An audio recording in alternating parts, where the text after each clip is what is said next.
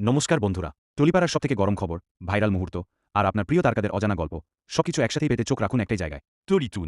কারণ এবারের আলোচনার কেন্দ্রে অভিনেত্রী সুস্মিতা আর তার জমজমাট জন্মদিন সেলিব্রেশন।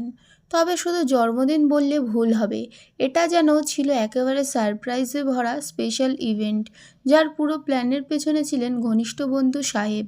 সূত্রের খবর, সুস্মিতা প্রথমে নাকি কিছুই জানতেন না, একেবারে সাধারণ দিন ভেবেই বেরিয়েছিলেন।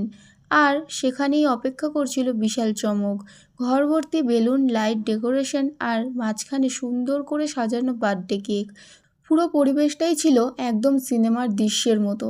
কেক কাটার সময় উপস্থিত ছিলেন খুব কাছের মানুষ, হাসি, মজা, খুনসুটি আর আবেগে সব মিলিয়ে মুহূর্তটা ছিল ভীষণ স্পেশাল। সুস্মিতার মুখের হাসি নাকি বলে দিচ্ছিল এই সারপ্রাইজটা তার কাছে কতটা মূল্যবান ছিল।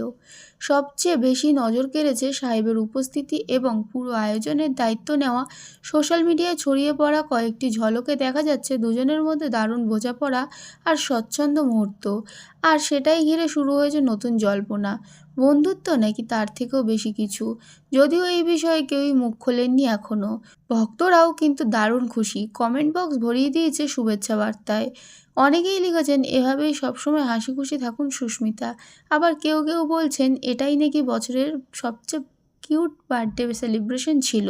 সব মিলিয়ে বলা যায় এবছরের সুস্মিতার জন্মদিন শুধু একটা পার্সোনাল সেলিব্রেশন ছিল না, বরং হয়ে উঠেছে টলিউডের এক আলোচিত মুহূর্ত। এখন দেখার এই স্পেশাল বন্ধুত্বের গল্প ভবিষ্যতে আর কী চমক নিয়ে আসে। টলিপাড়ায় এমনই আরও আপডেট পেতে চোখ রাখুন আমাদের চ্যানেল টলি টুইন্সে।